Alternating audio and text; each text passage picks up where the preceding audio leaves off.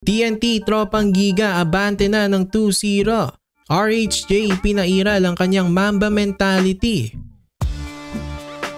So TNT Tropang Giga abante na ng 2-0 matapos talunin ulit ang Ginebra 96-84. Nagala Kobe Bryant na naman si Rondae Hollis Jefferson, umiscore ng 37 points. Pinoutplayed si Justin Brownlee ngayong Game 2. Umiscore lamang si Brownlee ng 19 points. Mas maganda nga lalong depensa ng TNT dito sa Game 2. Ang depensa nga ulit nila ang nagpanalo as nalimita nilang Gene Kings. Mas bumaba pa nga ang kanilang score ngayong Game 2 sa 84 points lamang.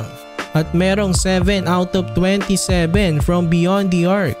Nag-improve lang ng konti pero masyadong mababa pa rin ang kanilang percentage from beyond the arc. Kung titignan nga natin talagang in-outplayed ng TNT ang Ginebra. Lamang sila sa assists, rebounds, points in the paint at fast break points. Ang nilamang lang ng Ginebra ay ang kanilang free throws.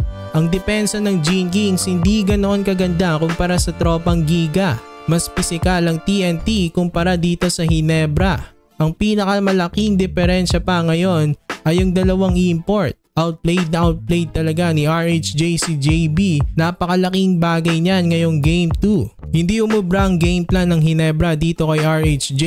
Ito nga, binibigay nga nila yung 3 kay RHJ. Dinedare talaga nilang tumira ito.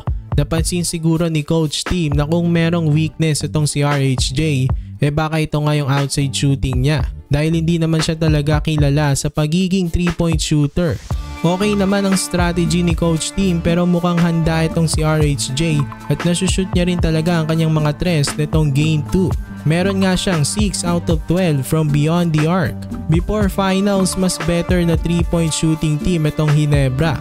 Pero so far, nani-neutralize yan ng TNT habang sila naman nakiklik ang kanilang mga tira sa labas. So 2-0 na nga ang serye at may chance na ang TNT umabante ng 3-0 nitong Biyernes. Para sa Ginebra naman, parang do or die na sa kanilang Game 3. So expect natin na mas magiging physical na sila nitong Game 3. Kahit na down sila ng 0-2, alam naman natin ang motto nila na never say die. Very capable silang makabalik. Aware si Coach Chot doon kaya hindi nila pwedeng bigyan ng momentum itong Ginebra. So mga Ginebra fans, naniniwala pa ba kayo na makakabalik pa ang inyong Ginebra? O mga TNT fans, tingin nyo ba magtutuloy-tuloy na ang panalo ng inyong Tropang Giga?